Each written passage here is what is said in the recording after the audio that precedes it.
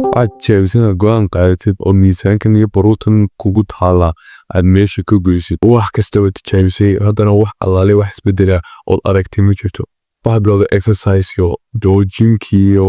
lugeyno cararo waxyaabahaas oo dhan cuntadii aad baad u yaraysay maalin kasta gaajo ayaad dareemaysayo wax allaale wax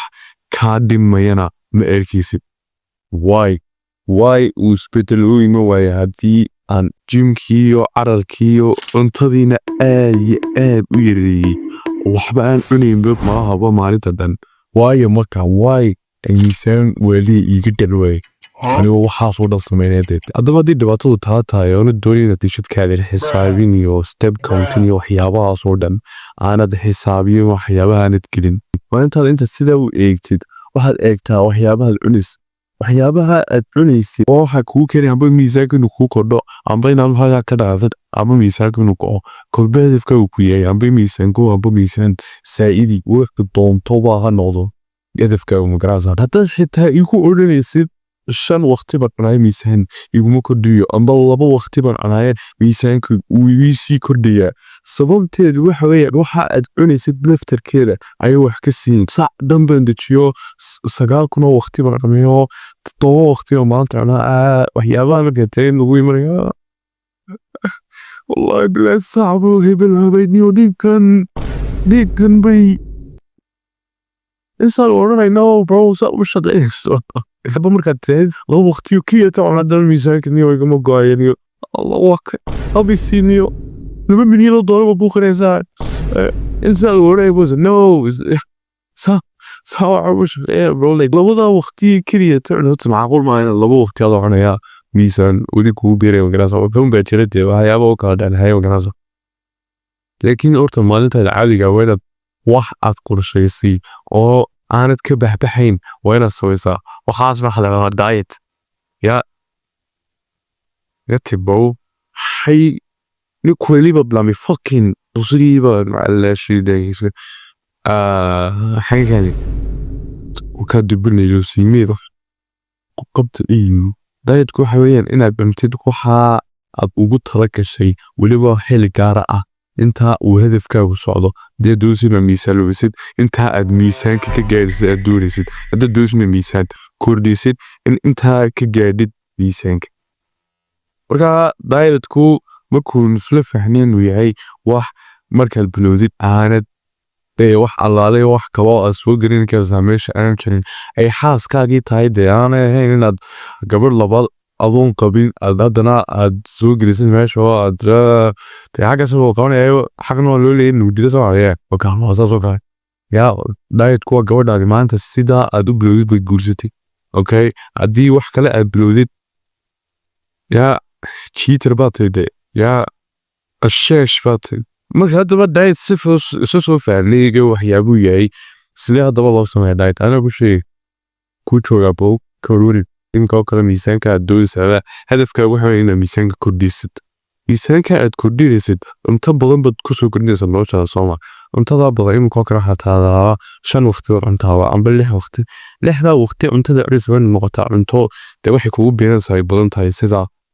avocado loose chicken caano cheese cunto calorie-geedu badan tahay wad qori karaysaa Google-ka high calorie foods شرط هذا وقت تدري تعطيني هاي كالورية معقول ما أنا مش أفوق أنا أقول معقول ما مسكح ناس مكريسو ده دوزد شيك بس هذا صو أو بروتين باودر بس كسو فعلا واحد دون تكون أوبشن بكوية أو كودين كريسد ميسان كذا هذا بس تشابه إنه أوبشن كأدورت وصحي هي وخالد هي وحويان طب كاري حسابي كذا ده دوني نتكاري حسابي هذا عن تكلينا سامي كذا ويكاس أيت ساين ميسان كودي إنك ويجاد أنت بنتيد أو أنا ضح كله أنا صد حسابته صح ولا غلط ده وحنا إيجي سوي له حسابين وحنا سوي له حسابين ويجا أشوتيد